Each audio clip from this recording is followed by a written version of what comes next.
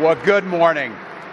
I know you got a lot of important business to get through this week, but I do want to say how grateful I am and what a privilege it is to stand in front of this group.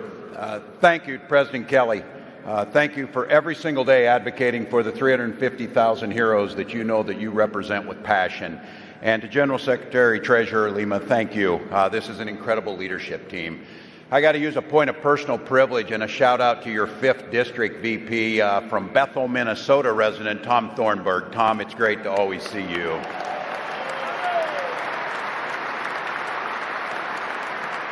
And every delegate in this room representing your 350,000 of your membership. Look, you got busy jobs, you got families. You travel here to do the important work of understanding. I'll often have people tell me, look, I'm really not that into politics. My response to that is too damn bad. Politics is into you. And if you're not here advocating for that, if you're not here advocating for the messages, it's hard to get it done. So as a card-carrying member of my state teachers union, I feel very proud of that. I saw the other day I got attacked by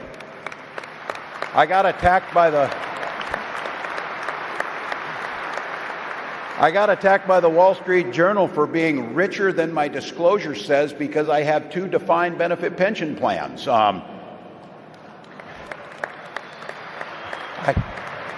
Seems like that's a little different than Google stock that was handed to you, but that's what we did. So maybe a few more of us should be dues-paying members. But I can promise you this. When Vice President Harris and I win this election, we'll have your back just like you've had ours this entire time.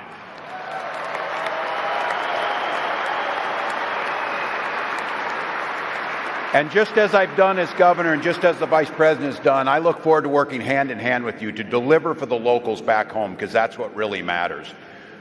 But if you'd bear with me, it's a privilege to be in front of this group, but I have to say it's also personal. The Minnesotans know this, and some of you in this room might know. Last year, we lost one of our bravest firefighting heroes, and I personally lost a dear friend. Chris Parsons was fire chief, fire captain from St. Paul. He worked closely with us and was president of the Minnesota Professional Firefighters. Chris was 6'7", stood out in any crowd, but it's hard to imagine his personality was bigger than that 6'7". He was the most generous and kind and funny individual that I had ever met. One conversation with that guy would make your entire day better. Tragically, we lost Chris in the line of duty. It's kind of heartbreak that no family and no community should have to endure, because every hero deserves to come home at the end of every shift.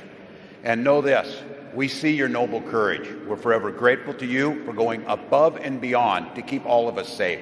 And we're committed to building a future that you and your families deserve.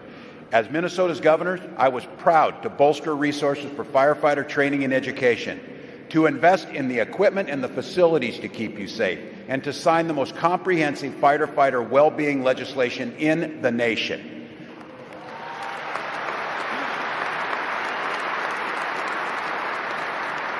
The resiliency to do this job is incredible. The physical toll it takes on your body, but the emotional toll and the time away from your family. We understand that, and putting the resources into it is absolutely critical. That's why I'm honored to be on a ticket with someone else who has long supported your essential work. As a native Californian, Vice President Harris knows explosive, dangerous, and unpredictable nature of wildfires in that state. She's been to the memorials, knows the depth of sacrifice that you and your families go through. In fact, it's a matter of family for her. The Vice President's brother-in-law, Andy Emhoff, spent his career as a firefighter in Santa Cruz, California, and retired as an IAFF member in good standing. And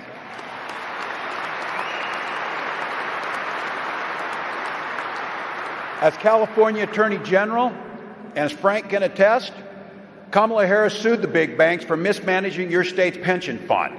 And when she won, she returned hundreds of millions of dollars to firefighters and other public workers and to their families. As Vice President, she cast the deciding vote on the American Rescue Plan, which helped keep workers on the job. And I'll say this, it kept the public safe during the pandemic, and it let local fire departments hire, train, and retain more of the firefighters that we needed. And under her leadership, the administration gave much-needed raises to more than 11,000 federal firefighters.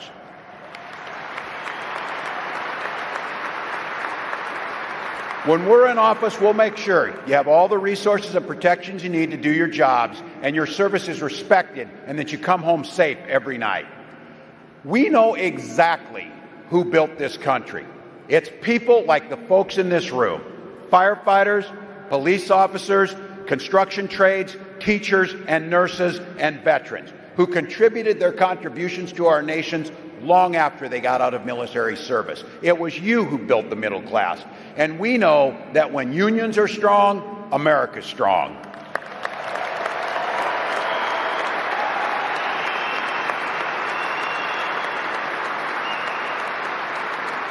Look, this is the time of year that talk is cheap. But that's why Vice President Harris is proudly part of the most pro-labor administration in history, unafraid to walk picket lines with workers demanding better pay and conditions. And that's why she rescued pensions of more than 1 million of our union sisters and brothers, workers and retirees, and insisted that prevailing wage jobs spring from federal investments. It's your construction brothers and sisters know that one. It's that same spirit that animated my fight for labor in Minnesota.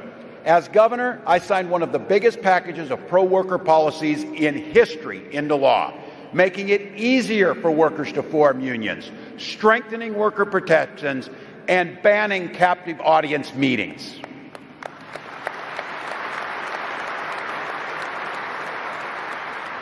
Today, Minnesota is one of the best states for workers in the nation. And guess what? It's one of the best states for business. You don't have to choose between protecting workers and protecting business. They go hand in hand. That's Vice President's and my vision for the entire country. Donald Trump and J.D. Vance, they have something a little different in mind. The only thing these guys know about working people is how to take advantage of them, how to not pay them. Every single chance they've gotten, they've waged a war on workers and the ability to collectively bargain. When it comes to so-called right-to-work laws that deprive unions of funds they need, Donald Trump has said he supports right to work 100%. Everybody in this room knows right to work means right to work for less, right to work more dangerously, right to work for no pensions. It doesn't mean the ability to collectively bargain to fight with the dignity that work brings to each and every one of us.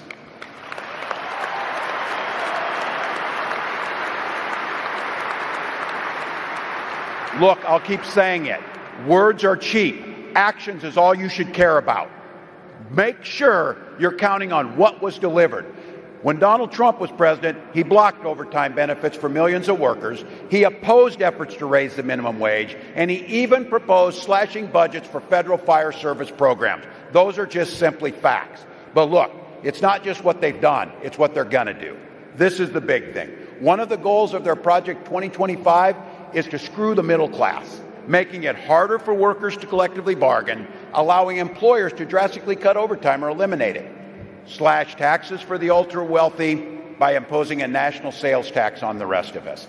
Look, I've said this, I'm an old-time football coach. If you draw up a playbook, you plan on using it. Project 2025 is a plan to reshape what America looks like, moving away from the middle class and putting it right back on the oligarchs and the wealthy at the top. He said he's going to repeal the Affordable Care Act. That thing is pre-existing conditions. Those are things that make sure that our family gets health care. And for many of our families, and I know you don't get to participate in it, but your families do, my mom does, Social Security and Medicare are life-saving programs for them. Instead of funding those programs, they talk about cutting them. So here, this is what I always say. If you got $1 billion, you don't give a damn if your Social Security check shows up. But if you're like my mom, that's how you pay for your food. That's how you pay for your heat. That's how things get done. So that check, pretty damn important to protect it.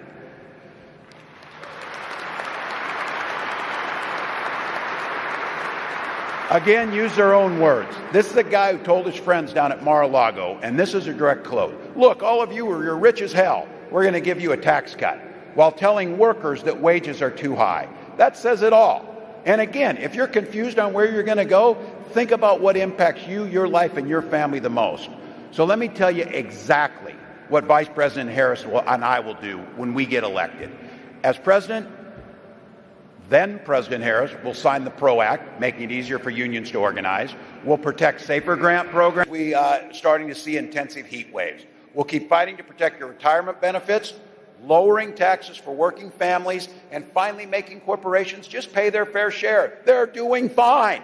They're doing fine. They can pay their fair share. And again, things like Social Security, things like the GI Bill, programs that make a difference, paid family and medical leave, affordable child care so you can go do your job. That just makes sure that families aren't just surviving and getting by, but they're thriving and getting ahead. I talked about that idea of defined benefit pension plans.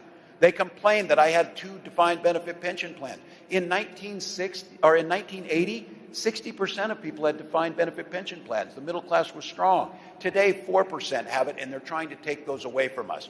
You change the middle class by investing in the middle class. We're proud of the plan that we put forward.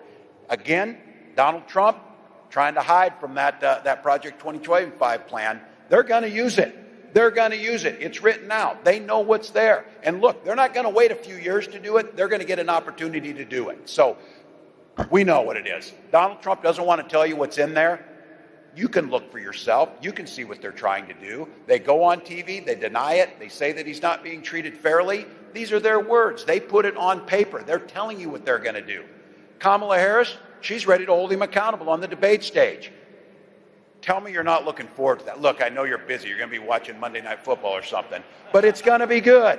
It's going to be good because, again, as I said this is going to impact you. The things that are said on that debate stage are going to impact your retirement. They're going to impact your kids' education. They're going to impact infrastructure. These are things that matter to us. So look, some of you in here, and I'm going to say this because I know we're bipartisan, some of the gray hairs in here, I know what you're thinking.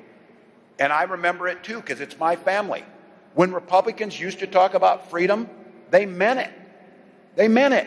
Not anymore. These guys over there, they want government to have the freedom to invade every corner of your life, from our union halls to our kids' schools, even our doctor's office. Vice President and I, we got a little bit different vision of this. We believe that you, not politicians, should be made free to make your own health care choices. We believe that workers deserve to collectively bargain for fair wages, safe working conditions, good health care, and secure retirement. No interference from government.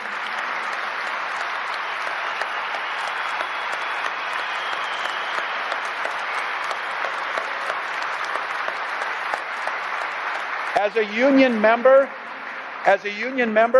our union halls are the purest form of democracy. The opportunity to speak your mind, elect leadership, speak what you want on your platform, and then go advocate for it.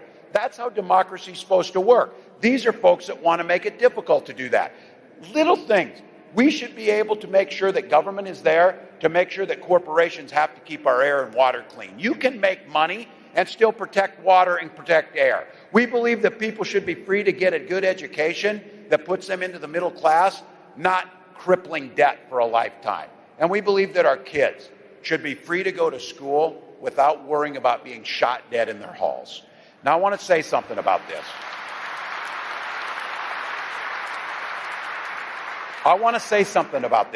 I know guns.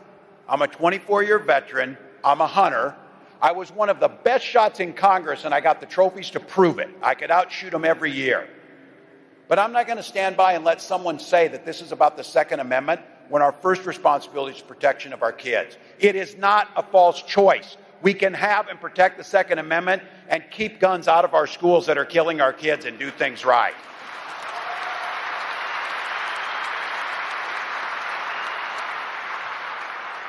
That stuff's common sense. Vice President Harris brings that to the White House. That's a future we can build together. We don't have to go to every damn family gathering and fight about things that we mostly agree on. We don't have to find ways to divide us, and we can have legitimate policy discussions that differ on issues but come to common goals. And on issues of labor rights, of middle class rights, of paying your fair share, of cutting taxes for the middle class, we're going to need you with us to win that fight. So I'd ask all of you, I am a former football coach, and I give halftime speeches all the time. But I do have to admit this. I know I'm in Red Sox country. Go Twins. So I'm going to try a baseball analogy, people, so bear with me. Game 7 of the World Series.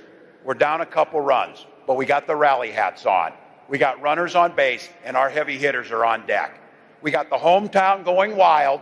Sisters and brothers in labor, it's time for you to step up to the plate. We've got 69 days to win this thing, 69 days to protect labor rights, 69 days to do things that we know people who have laid their life on the line, like Chris Parsons, to protect this as a public service and are simply asking to be treated fairly. That's what we get to do.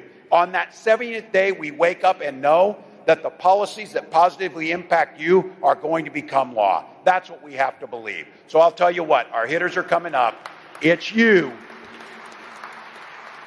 This is a vision about the possibility of America. This is the vision about a positive America. This is a vision about what we can do together. And the reason that I feel so good is knowing that the heavy hitters in this room are coming up next is you know how to fight. That's all you know how to do. That's all you've had to do every step of the way to improve this profession and to bring people into it. So as the next president of the United States always says, when we fight, we win. Thank you all.